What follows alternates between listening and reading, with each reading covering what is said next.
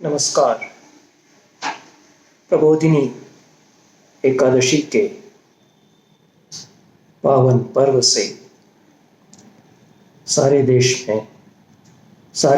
में कालिदास महोत्सव का या कालिदास जयंती का आयोजन होता रहा है। उज्जैन में प्रबोधिनी एकादशी से एक सप्ताह तक अंतर्राष्ट्रीय स्तर पर भव्य कालिदास महोत्सव का आयोजन कभी हुआ करता था। मैं इस अवसर पर महाकवि कालिदास के प्रति काव्य पुष्पांजलि के रूप में कुछ अपने श्रद्धा सुमन अर्पित कर रहा हूँ। कालिदास पर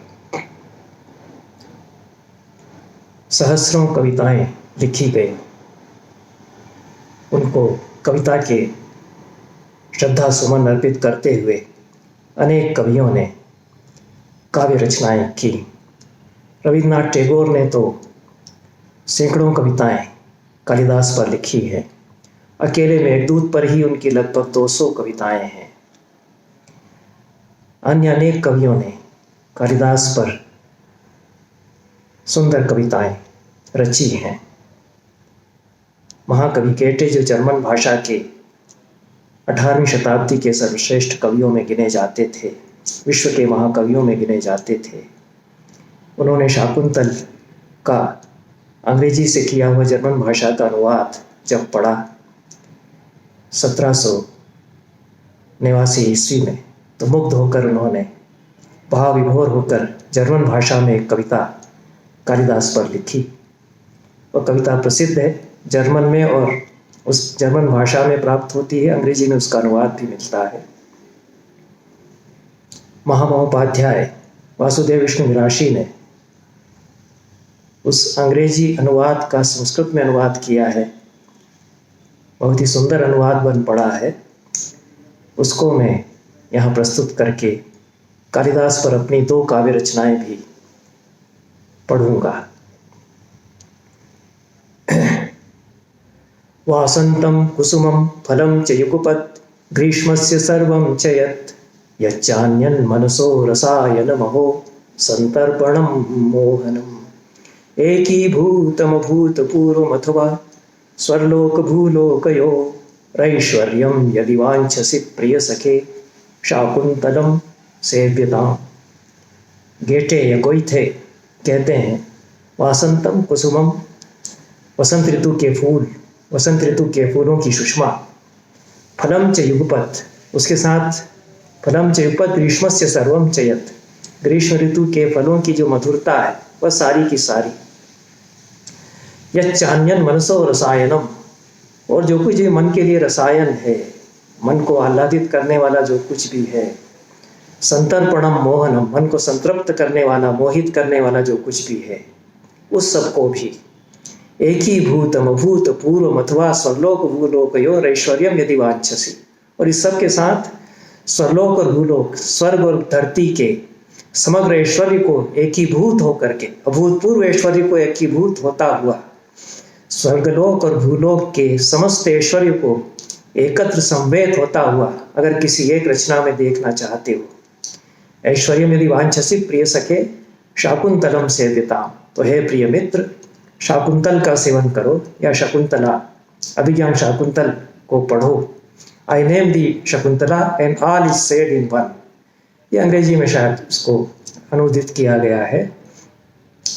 गेटे यह कह रहे हैं कि कालिदास की कविता की जो सुंदरता है, वसंत ऋतु के सारे पुष्पों का सौंदर्य, ग्रीष्म ऋतु के फलों की सारी मिठास उसमें उतर आई है, और जो कुछ भी संसार में मन को लुभाने वाला, आनंदित करने वाला, तृप्त करने वाला है, वह सब भी उसमें समाया हुआ है। स्वर्ग और धरती कहीं मिलते हैं। स्वर्ग और धरती का समग्र ऐश्वर्य और सौंदर्य एक ही रचना में यदि कहीं संवेद हो जाता है तो वह कालिदास की शकुंतला है। बस उसी एक किताब का नाम ले दिया गया, उसमें सब कुछ कह दिया गया, ऐसा वे कहते हैं। मैंने सन 1975 से 1980 के बीच कालिदास पर 2 कविताएं संस्कृत में लिखी। जो मेरा संस्कृत कविता का पहला संग्रह 1989 में छपा, उसमें प्रकाशित हुई हैं। ये लगभग 45 वर्ष पहले लिखी गई रचनाएं हैं। उस समय जैसी कालिदास को लेकर मन में भावना थी वह इनमें व्यक्त की गई है। दोनों रचनाओं का मैं पाठ करूंगा और हिंदी अनुवाद भी उनका साथ साथ प्रस्तुत करूंगा।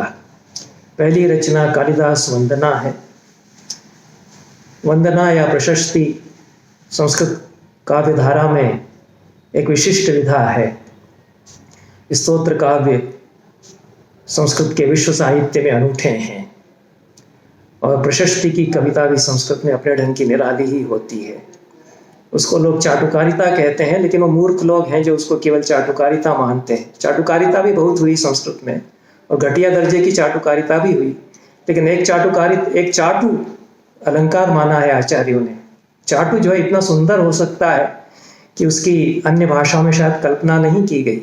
मुग्ध कर देने वाले चाटु श्लोक, प्रियतमा को रिझाने के लिए जो चाटु श्लोक कहता है, रसिक सहृदय, देवता अपनी प्रिया को रिझाने के लिए जो चाटु श्लोक कहते हैं, शंकर पार्वती को, कृष्ण राधा को, विष्णु लक्ष्मी को रिझाने के लिए जो चाटु श्लोक कहते हैं, बहुत अनूठा सौंदर्य उनमें रहता है।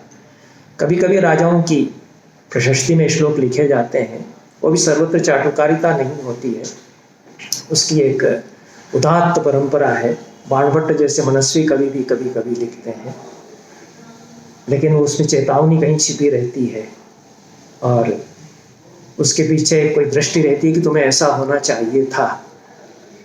इतिहास दृष्टि भी उसके पीछे रहती है। तो जो जानकार विद्वान हैं, वी.एस. पाठक जैसे, विश्वम्भर शरण पाठक हुए, वो लोग इस बात को समझते हैं कि एक प्रशस्ति की चाटु श्लोकों की परंपरा जो है संस्कृत में, वो एक महनीय परंपरा है। और हमारे एक अग्रज दार्शनिक हुआ करते थे, दया कृष्ण, वो हम लोगों से कहा करते थे कि हम लोग तारीफ करने की कला भूल गए। तारीफ करना अब हम लोगों को नहीं आता। छोटी दुनिया हम लोगों की है। कुछ लोग हुआ करते थे जो तारीफ कैसे की जाती है जानते थे।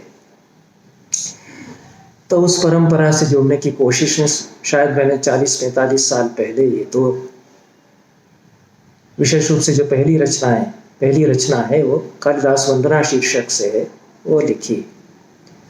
ये मंदाक्रांता छंद में है और 4 ही मंदाक्रांता छंद इसमें है। मंदाक्रांता कालिदास का विशिष्ट छंद है, उनका पसंदीदा छंद ऐसा कह सकते हैं। आचार्य क्षेमेंद्र हमको बताते हैं कि हर कवि का अपना एक खास छंद होता है, जिसमें उसके भीतर की लय, उसके भीतर जो यति और लय के धागे हैं, पैटर्न्स हैं, वो ज़्यादा अच्छी तरह से अभिव्यक्ति पाते हैं। कालिदास मंदाक्रांता में बहुत अच्छा अपने आप को व्यक्त करते हैं, भवभूति शिखरणी में बहुत अच्छा अपने आप को व्यक्त करते हैं। भारवी वंशस्थ छंद में तो हर कवि का, उन्होंने तो 25 महाकवियों के लिए विश्लेषण करते हुए बताया कि कैसे इस कवि की जो प्रतिभा है वो इसी छंद में बहुत बढ़िया उतरती है। उसकी कल्पना, उसकी अभिव्यक्ति, उसके मुहावरे, उसकी शैलियाँ उस छंद की गति, यति और लय के लिए ज़्यादा अनुकूल पड़ते हैं। मेघदूत में मंदाक्रांता जिस तरह से कालिदास ने लिखी वो अद्वितीय माना गया। उस तरह की मंदाक्रांता फिर कोई नहीं लिख पाया। उसका असर रहा होगा। और कालिदास की करुणा बड़ी बड़ी हृदयस्पर्शी है।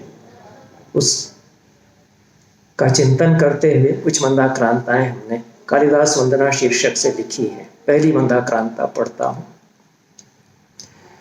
भावावेशात् रसिक हृदये या पदम्यस्य मुग्धा मंदाक्रांता यभिनय वधु वन्मनोहारिणी सा यत्काव्याभा सरदयदलं मोहयत्येव सद्यो वंदेहं तं वंदे तं वै सरसरचनं कालिदासं कवीशम्।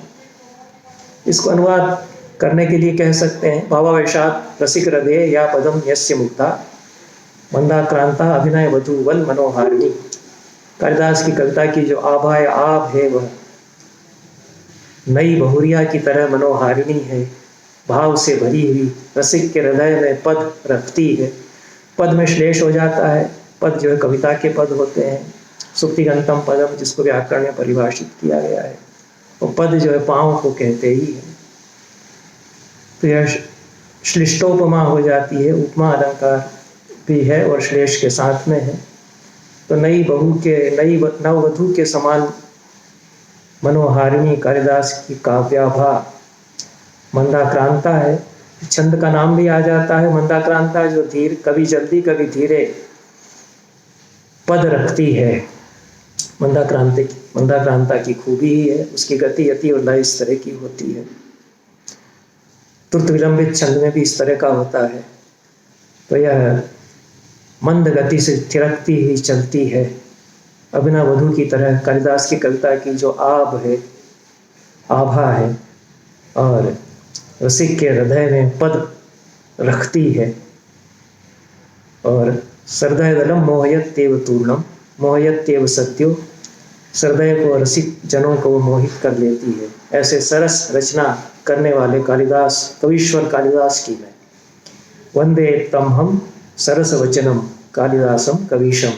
ये आवृत्ति होती है इस पंक्ति की लगभग चारों मंदाक्रांताओं में कुछ शब्दों के हेर फेर के साथ। तो ऐसे उस सरस रचनाकार कालिदास की मैं वंदना करता हूँ। यह पहला छंद हुआ। बाकी छंदों में कालिदास के काव्यों से अलग अलग कुछ दृश्य बिंब रचे गए हैं। शब्दावली भी कहीं कहीं कालिदास से ली गई, जिसको कि हमारी परंपरा में छाया अलंकार कहा गया है। और प्राचीन कवियों से प्रसंग शब्दावली लेकर के उसको अपने संदर्भों में कोई गूंथता है, वह भी एक अलंकार ही माना जाता है। सारा साहित्य ही छाया है। जो लोग ये कहते हैं कि हम बड़ा मौलिक लिखते हैं, वो भी गलत फहमी में है। मौलिक नहीं हुआ करता कुछ, कहीं न कहीं से कोई छायाएं आती ही हैं, और कहाँ से क्या कब उतरा है नहीं कहा जा सकता। तो दूसरा छंद है प्रत्यादेशात् विदुर हृदयां भर्सितां तां मुनिभ्यां नारीं दीप्तां कथमपि रुषं नैव मानं त्यजन्ति तामेतां यः प्रतिसरदयं मूर्तयामास चित्ते वन्देऽहं तं परुषरचनं कालिदासं कवीशम्। इसमें शकुंतला की एक छवि है जो 5वें अंक में एक तेजस्विनी स्त्री की, एक तेजस्वी युवती जो कि कुछ समय पहले बहुत ही भोली भाली सुकुमार किशोरी थी, वो कैसे एकदम से उद्दीप्त होकर के और चुनौती भरे स्वर में दुष्यंत को कहती है कि तुम अनार्य हो, तुम धर्म का लबादा ओढ़े हुए पाखंडी हो। अद्भुत तेजस्वी शब्दावली जो उसमें आती है और फड़कती हुई कविता शारंगराव और शारद्वत के संवादों में कालिदास लाते हैं। शकुंतला की सारी तेजस्विता में जिस तरह से तेज वो स्त्री का प्रकट करते हैं, और वहाँ कोमल कांत पदावली के कवि वो नहीं हैं, वहाँ पर सारी तेजस्विता, एक एक शब्द जो है जलता हुआ सा वहाँ हम देखते हैं वहाँ पर, चाहे वो शारंगराव के संवाद हो या शकुंतला के कथन हो। हकबकाया दुष्यंत जो ताकता रह जाता है भौचक्का होकर के कि क्या कह दिया इसने, उसकी छवि है। तो छंद में जितनी उतर सकती है। प्रत्यादेशाद, ये तो मैंने पढ़ दिया है। तो प्रत्यादेश निराकृति, ठुकराए जाने से जो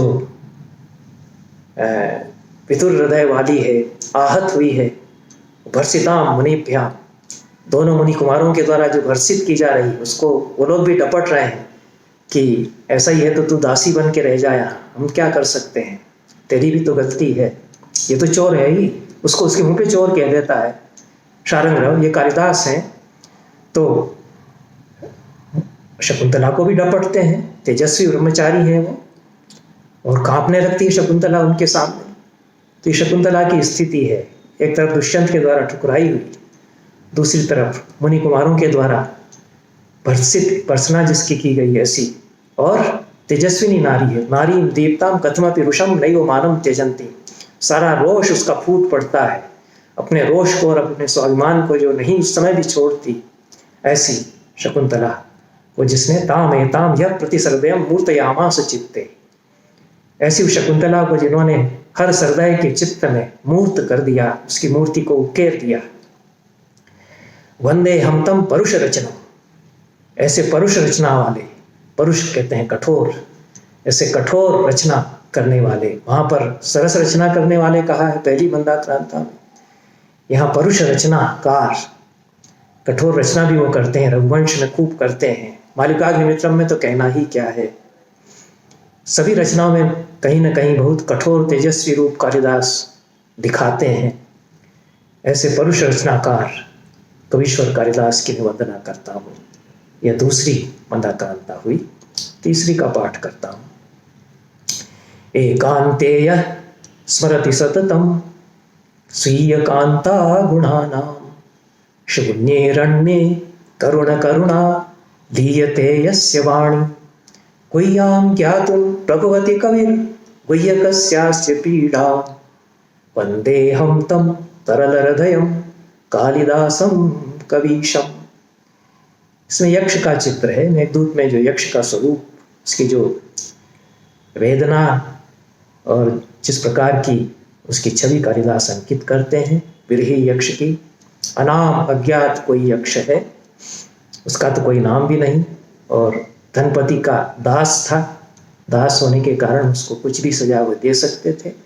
टीकाकार बताते हैं कि जो धन के मदमत्त में मतवाले हैं, वो इसी तरह से ठोकर लगाते रहते हैं। पूर्ण सरस्वती कहते हैं, बड़े टीकाकार हैं। तो शाकुंतल की टीकाएं, मेघदूत की टीकाएं पढ़ी जाएं तो क्या क्या अर्थ बोलते हैं टीकाकार। एक एक श्लोक पर वे पूर्ण सरस्वती तो निबंध लिख डालते हैं, और मेघदूत एक पुरानी कहानी जो आचार्य प्रसाद द्विवेदी ने लिखी है, उनको पता नहीं था कि पूर्ण सरस्वती क्या क्या लिख गए हैं। वो अगर उन्होंने वो टीका देखी होती तो शायद कुछ और तरह से लिखते अपनी मेघदूत एक पुरानी कहानी। तो ये जो तीसरी मंदाक्रांता है, एकांतेय स्मरति सततम स्वीय कांता गुणानां, जो एकांत में अपनी कांता के गुणों का निरंतर स्मरण करता चला जा रहा है। शून्य अरण्य करुण करुणा लीयते यस्य वाणी, शून्य अरण्य में करुण करुण उसकी वाणी विलीन होती चली जा रही है, खत्म होती चली जा रही है, क्योंकि वो विलाप करता है, कोई सुनने वाला नहीं है, किसी से कहना भी नहीं चाहता, अपने आप से ही बक बक करता है। तो गुह्याम ज्ञातुम प्रभवति कविर् गुह्यकस्यास्य पीड़ा, ऐसे उस गुह्यक की गुह्य पीड़ा को जो पकड़ सकते हैं, जो समझ सकते हैं, ऐसे कवि। गुह्यक यक्ष को कहते हैं। कालिदास ने तो गुह्यक और यक्ष दोनों का पर्याय के रूप में प्रयोग किया है, और परंपरा एक यह भी है कि गुह्यक एक अलग जाति है, यक्ष एक अलग जाति है। पर कालिदास में तो मेघदूत में गुह्यक भी उसी के लिए है और यक्ष भी उसी के लिए है, इसलिए गुह्यक की गुह्य पीड़ा ऐसा हमने यहाँ कह दिया है। ऐसे उस तरल हृदय कवीश्वर कालिदास की मैं वंदना करता हूँ। यहाँ पर तरल हृदय विशेषण दिया है। परिकर अलंकार भी आप कह सकते हैं, कहीं सरस वचनम कहा है, कहीं परुष रचनम कहा है, कहीं तरल हृदयम कहा है। तो कालिदास की जो अलग अलग कविता की मानस में भावनाएं हैं, उनको प्रकट करने के लिए अलग अलग शब्द यहाँ वापरे गए हैं। चौथी जो मंदाक्रांता है, उसमें समग्र दृष्टि के साथ में कालिदास को समझने की चेष्टा की गई है। तो कह सकते हैं कि कालिदास का एक कविता में आकलन भी यह है, और जैसा हमने समझा, और कालिदास की कविता की भावना करते करते अगर कुछ कविता बन सकती है, कवितानुमा कुछ हो सकता है, काव्याभास भी यदि हो सकता है, तो वह भी इसमें। और उतना पुराना उस समय लिखा हुआ, तब से अब तक तो बहुत पानी बह गया गंगा और यमुना के पुलों के नीचे, तो उस रूप में इसको कोई चाहे तो सराह सकता है। अंतिम मंदाक्रांता में कहा है, अभ्युत्थानम व्यसनमखिलम मानवीनां प्रजानां इष्टं येन प्रकटितमिदं दर्शनात् वर्णनाच्च काव्ये विश्वे युपरि परितो राजमानं समस्ते वन्दे नित्यं कविकुलगुरुं कालिदासं कवीशम्। अभ्युत्थानम व्यसनम अखिलम मानवीनां प्रजानां, मनुष्य जाति के समस्त अभ्युत्थान और समस्त अधपतन को दृष्टम ये न, जिसने देखा, प्रकटितम इदम, जिसने उसको अभिव्यक्त भी किया, दर्शनात् वर्णनाच्च, दर्शन से और वर्णन से। ये हमने आचार्यों की शब्दावली ले ली है। भट्टतोत ने कहा है, नोदिता कविता तावत् यावत् जाता न वर्णना, नान ऋषि कविरित्युक्तः कविश्च किल ऋषिश्च किल दर्शनात्। दर्शन और वर्णन, इंट्यूशन और एक्सप्रेशन, ये दोनों जब होंगे तभी काव्य सृष्टि होगी। तो दर्शन यहाँ विजन के लिए, इंट्यूशन के लिए और विजन के लिए आया है, स्वप्न दृष्टि जो कवि की है, और वर्णन जो एक्सप्रेशन के लिए, अभिव्यक्ति के लिए है। जिनका दर्शन भी था और वर्णन भी था, ऐसे उस कवि ने समस्त मानव जाति के अभ्युत्थान और पतन को एकत्र दिखाया। ये रघुवंश के लिए ज़्यादा विशेष रूप से लागू होता है। और अंत में कहा है, काव्य विश्व युपरि परितो राजमानम समस्ते, समस्त संसार के काव्य विश्व में भीतर बाहर और ऊपर विराजमान ऐसे कविकुल गुरुम कालिदासम कवीशम नित्यम वंदे, वंदे नित्यम कविकुल गुरुम कालिदासम कवीशम। ऐसे उस कवीश्वर कविकुल गुरु कालिदास की मैं नित्य वंदना करता हूँ। यहाँ पर कविकुल गुरु कह दिया है। सरस वचनम, सरस रचनम और परुष रचनम और तरल हृदयम इत्यादि विशेषणों के बाद यहाँ कविकुल गुरु यह विशेषण लाया गया, जो कि सारी परंपरा मानती आई है कि कालिदास हमारे कविकुल गुरु हैं, कवियों के कवि हैं। ये चार मंदाक्रांताओं के बाद के द्वारा मैंने कालिदास को भावांजलि अर्पित करने का कुछ छोटा मोटा प्रयास किया। उसके कुछ समय बाद या शायद एक आध 2 साल बाद एक दूसरी कविता आर्या छंद में कालिदास पर लिखी थी। इसकी भावभूमि एकदम अलग है। आप देखेंगे कि एक ही कवि के बारे में लिखते हुए किस प्रकार से पूरा संसार बदल जाता है। तो इसका शीर्षक कवि स्मृति ही है, कवि की याद इसको कह सकते हैं। इसको मैं पढ़ता हूँ। यक्षो यक्षो मनो मदीयम कविता त्वलकापुरी त्वदीया सा मध्ये च वर्तमानो विलंबते कालमेघोयम।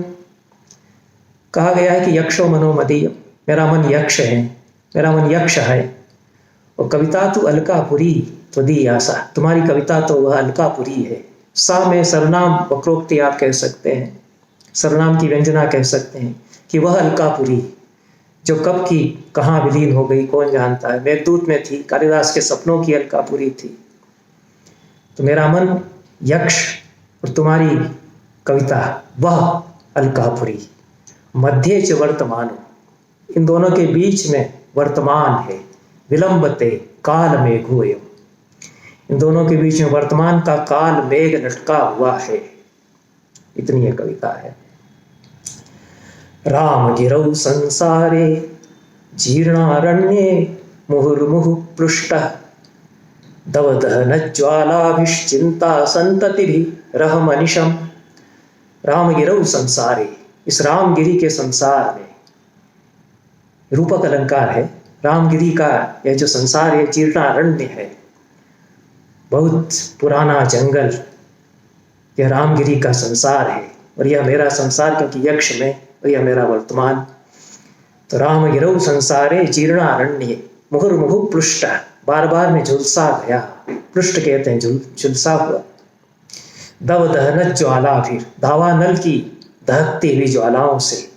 चिंता संतति भी रहा मनीषम, और चिंताओं के ताने बाने में बंधा हुआ मैं इस रामगिरी के वर्तमान के संसार में, इस जगत के जीर्णारण्य में बार बार इसके दावानल में झुलसा गया हूँ। यह दूसरी आज्ञा हुई।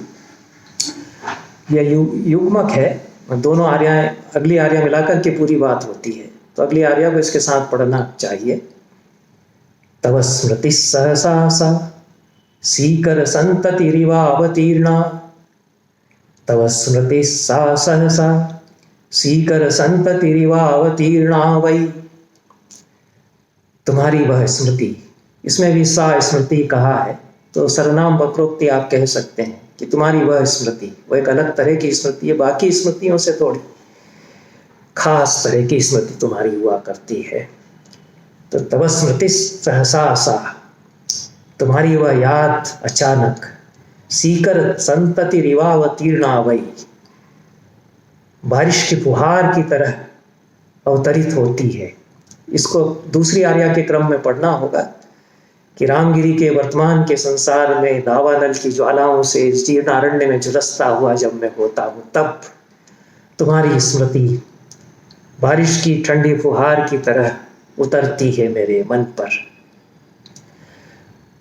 उत्तरार्ध इसका है तीसरी आर्या का, प्रशमन फलम विधत्ते चापन नारते मदीय चित्ते, और आपन नार्थ मेरे मन पर प्रशमन फल पैदा कर देती है। कालिदास से शब्दावली ले ली है, हम चाहते तो और अच्छी तरह कह सकते थे, लेकिन लालच था कि वो मेघदूत की पदावली हम गूंथ दें।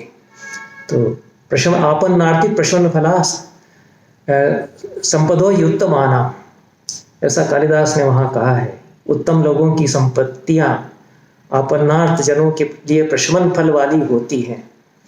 तो उस पदावली को लाने का लालच होने के कारण कुछ ऐसा कह दिया है। तो तव स्मृति सहसा सा सीकर संतति रिवावतीर्णा वै, प्रशमन फलम विधत्ते चापन नार्ते मदीय चित्ते, तुम्हारी वह याद बारिश की फुहार की तरह, ठंडी फुहार की तरह चित्त पर उतरती है और प्रशमन फल वाली बन जाती है आपन्नार्थ मेरे चित्त के लिए। जिन्होंने मेघदूत पढ़ा है वो थोड़ी उस छाया का सौंदर्य सराह सकते हैं। चौथी आर्या है, स्मृति मनो में यावत तव नव संस्कार पूत भारत्याः, तावत् तिष्ठति मुक्तम निखिलात् पापात् तथा च तापादपि।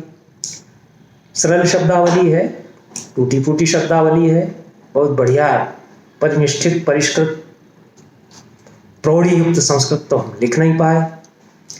जैसी टूटी फूटी संस्कृत हमारे भीतर से आती है वो सहज संस्कृत है, वो मेरी संस्कृत है, वो मेरे खून में रची बसी हुई संस्कृत है। मूर्ख लोग कहते हैं कि मर चुकी है संस्कृत भाषा, हमारे भी हम जब तक जिंदा हैं तो संस्कृत हमारे साथ जी रही है। बाद में क्या होगा उसकी हमें कोई परवाह नहीं। हमारा मन, हमारा आनंद हमने लिख दिया, हम उसमें सुखी हुए।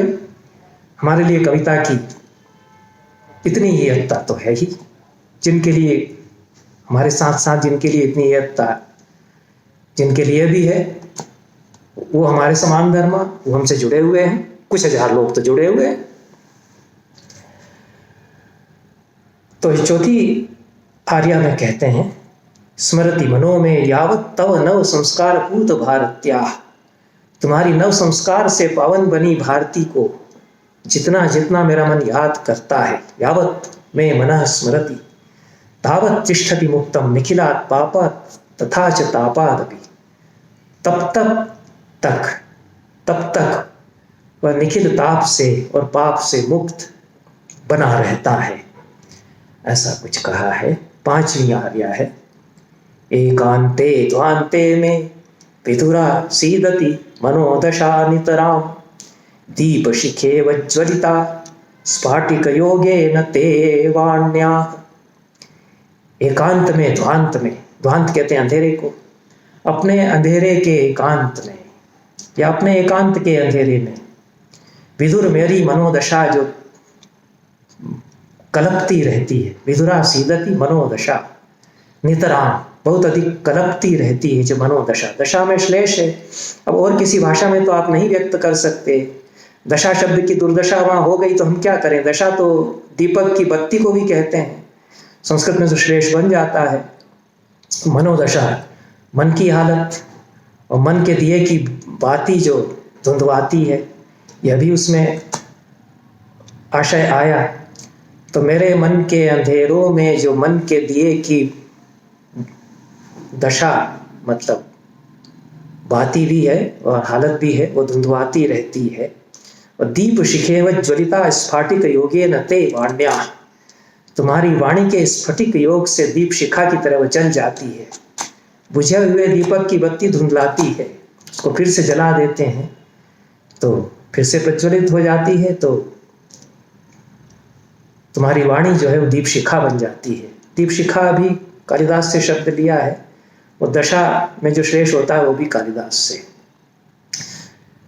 लिया है। अहमस्य दशे उपश्य माम अविषय्यम व्यसन प्रधूमिताम, रति कहती है कुमार संभव में कि दिए की तरह बुझ गया मेरा प्रिय, मैं उसकी दशा बुझी हुई बाती की तरह धुंधवाती यहाँ रह गई हूँ। तो ये बिंब तो वहाँ से ले लिए हैं, लेकिन हमारे संदर्भ में है इसलिए नयापन तो मानना ही चाहिए। छाया अलंकार का सौंदर्य तो कुछ मानना ही चाहिए। अगली छठी कारिका में भी उसी तरह का छाया अलंकार का सौंदर्य है। आपूरित केदारे जीवति युक्तस्तु शुष्क केदारः, जीवितुमिह वाञ्छामि त्वयि युक्तस्तथा चाहमपि। शुष्कः केदारः आपूरित केदारे युक्तः जीवति, सूखी क्यारी सिंची हुई क्यारी से जुड़ करके जैसे जी उठती है। जीवितुमिह वाञ्छामि, ऐसे ही मैं जी लेना चाहता हूँ। त्वयि युक्तस्तथा चाहमपि, तुमसे जुड़ करके मैं भी, इतना ही कहा है। सरल शब्दों में सरल भाव है, कुछ बचपने का भाव भी आप चाहें तो कहें, जो भी आप कहें आपका मन। सातवीं आर्य पढ़ता हूँ। अभिनव सुंदरताया सहचर सहचर मया स्वललित पदैः, कांते दंत वसंते विकसित कुसुमे वनांत देशे। ये खूबसूरती संस्कृत में आती है तो संस्कृत में लिखने का एक प्रलोभन तो रहता ही है। हम हिंदी में क्यों नहीं लिख पाए कोई कविता, संस्कृत में है तो हम सहजता से क्यों लिखते हैं। तो इसको आप सीमा भी कह सकते हैं, इसको अतीत का व्यामोह भी कह सकते हैं, इसको हमारी ताकत भी कह सकते हैं। इतनी बड़ी परंपरा से जुड़ लेते हैं, कुछ अब आगे नहीं जुड़ पाते हैं, यह भी हम कह सकते हैं। कई विकल्प हैं खुले हुए इसको समझने के। तो अभिनव सुंदरताया सहचर सहचर मया स्वललित पदैः, हे अभिनव सुंदरता के सहचर मेरे साथ चलो। सहचर, चर माने चलो, सहचर सहचर में यमक हो जाता है। तो हे अभिनव सुंदरता के सहचर मेरे साथ संचरण करो। स्वललित पदैः, अपने ललित पदों से, पद में विश्लेष हो जाता है। कांते अनंत वसंते विकसित कुसुमे वनांत देशे, इस वनांत प्रदेश में जिसमें कि अनंत वसंत की सुषमा फूटी हुई है तुम्हारी कविता का, उसमें तुम मेरे साथ साथ सहयात्री बनो। जब मैं तुम्हारी कविता की यात्रा करता हूँ तब ऐसा कुछ भाव प्रकट किया गया है। इसमें बहुत सारे छायाएं ले ली हैं, तो कहीं कहीं एकदम नया बिंब भी हम लाते हैं, ऐसा नहीं है। और बहुत आधुनिक भावबोध के साथ कोई नया बिंब भी, ये जो कवि है इसको कवि अगर माना जाए राधा वल्लभ को तो यह ला सकता है। तो आठवीं आर्या में कहते हैं, अवतर कविवर दग्धे संस्कृति द्रुभिस् तथा अग्निसात् विहिते, ऊई काभिरिव जग्धे ग्रंथागारे विनष्ट चरे। हे कविवर तुम उतरो, संस्कृति के द्रोहियों के द्वारा जला दिए गए जल चुके इस ग्रंथागार में। संस्कृति दुर्भिस् तथा अग्निसात् विहिते दग्धे ऊई काभिरपि जग्धे ग्रंथागारे। तो दग्धे और जग्धे की आर्या के प्रथम पाद के अंत में तुक भी है। और एक कल्पना की गई है कि हमारी दुनिया उस लाइब्रेरी की तरह है जो बार बार जलाई जाती रही है, बार बार दीमकों से चाटी गई है, उसमें तुम कभी कभी उतरते हो। तो हे कविवर तुम संस्कृति के द्रोहियों के द्वारा जला दिए गए और दीमकों के द्वारा नष्ट कर दिए गए हमारे इस ग्रंथागार के संसार में कभी कभी उतरो, ऐसा आठवीं आर्या में कहा गया है। और फिर वही भाव है कि हमारे साथ विचरण करते रहो, हमारी दुनिया में आओ, तुम्हारी स्मृतियों के द्वारा हम तुमको उतारें, भावित करें। ऐसा कुछ व्यामोह भी आप इसको कह सकते हैं, उसके साथ कहा गया। विचरमया सह विंध्ये सुषमा वंध्ये विखंडित सत्वेपि कलवाटे कांतारे पृष्ठ प्राये च भूखंडे। मेरे साथ विचरण करो सुषमा वंध्य विंध्य में, सुषमा से जो वंध्य हो चुका, सुषमा जिसकी बांझ हो चुकी इस विंध्याचल के पठारों पर तुम मेरे साथ विचरण करो। क्योंकि ऋतु संहार में कालिदास ने विंध्याचल की जो सुषमा है, वनानि वैंध्यानि हरन्ति मानसम विभूषितानि उद्गत पल्लवै द्रुमैः, नए नए पत्तों से लदे हुए विंध्याचल के वन मन को हरते हैं। खूब अच्छा वर्णन उन्होंने किया विंध्याचल का। क्योंकि ऋतु संहार जब वो लिख रहे थे तो विंध्याचल की धरती पर घूम रहे थे, दशाण देश में खूब घूम रहे थे, तो उसका स्मरण करते हुए कहा गया है कि अब वैसी सुषमा वहाँ नहीं है, सुषमा वंध्य है वह, उस विंध्याचल पर मेरे साथ विचरण करो, जिसका कि सत्व विखंडित हो चुका है। सत्व शब्द कालिदास में कई अर्थ विच्छित्तियों के साथ आता है। और ऐसे विखंडित सत्व वाले विंध्याचल पर तुम मेरे साथ विचरण करो। खलवाटे कांतारे, ये खलवाट हो चुका जो कांतार है, इसमें एक थोड़ा सा नया बिंब लाया गया। खलवाट तो ऐसे गंजे को कहते हैं, तो डिफोरेस्टेशन हो रहा है, उसके कारण इस तरह की शब्दावली लाई गई है। तो जंगल गंजे कर दिए जा रहे हैं ऐसे उस प्रदेश में। और पृष्ठ प्राये च भूखंडे, जो झुलस गया है भूखंड, उसमें तुम मेरे साथ विचरण करो। और भी कुछ दूसरे तरह के बिंब ला करके 10वीं आर्या में कहते हैं, गुण लग्ने सुविशाले काष्ठागारे तथैव समायाहि धीवर विहितं प्रश्नम समुपस्थापय पुनः सुकवे। कहा गया है कि गुण लग्न, गुण जिसमें लग गए हैं, ऐसे काष्ठागार, काठ का गोदाम जिसको कह सकते हैं, तो ऐसे काठ के गोदाम में जिसमें कि घुन लग गया है, विशाल उस गोदाम में तुम मेरे साथ आओ और देखो हमारा संसार यह कैसा है।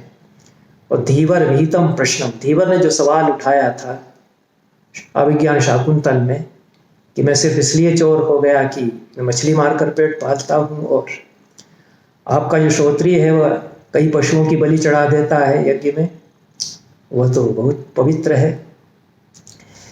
वो जो सवाल जिस तेजस्विता के साथ में उस आम आदमी ने कालिदास में उठाया, उस तरह के सवालों को फिर से एक बार हम तुम्हारे स्वर में उठा सकें, ऐसी कुछ कामना के साथ में 10वीं आर्या ये कही गई है। गुण लग्ने सुविशाले काष्ठागारे तथैव समायाहि धीवर विहितं प्रश्नम समुपस्थापय पुनः सुकवे। अंतिम आर्या जो कि 11वीं आर्या है, 11वां छंद है इसका, इसमें एक तरह से समापन कुछ करना था, क्योंकि बहुत भटकाव के बाद कहीं न कहीं तो रुकना ठहरना ही है। तो कहा गया है, वरमिमम् अस्मभ्यं त्वं कविवर देहि यजने तु सृष्टेर्नः धूमाकुलदृष्टीनां पावक एवाहुतिः पततु। इमं वरम अस्मभ्यं कविवर त्वं देहि, हे कविवर हमको यह वर अब तुम दो।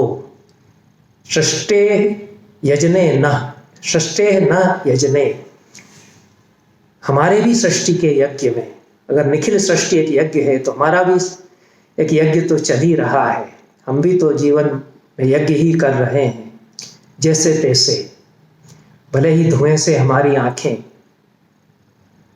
धूमिल हो जाती हो, बार बार ना देख पाते हो हम, तो उस सृष्टि के हमारे यज्ञ में हे कविवर हम तुम हमें यह वर दो। वरमिमम् अस्मभ्यं त्वं कविवर देहि यजने तु सृष्टेर्न धूमाकुल दृष्टीनां पावक एवाहुतिः पततु। पावके एव आहुतिः पततु। धूमाकुल दृष्टियों वाले हम लोगों की आहुतियां भी वेदी के भीतर जलती अग्नि में ही गिर जाएं।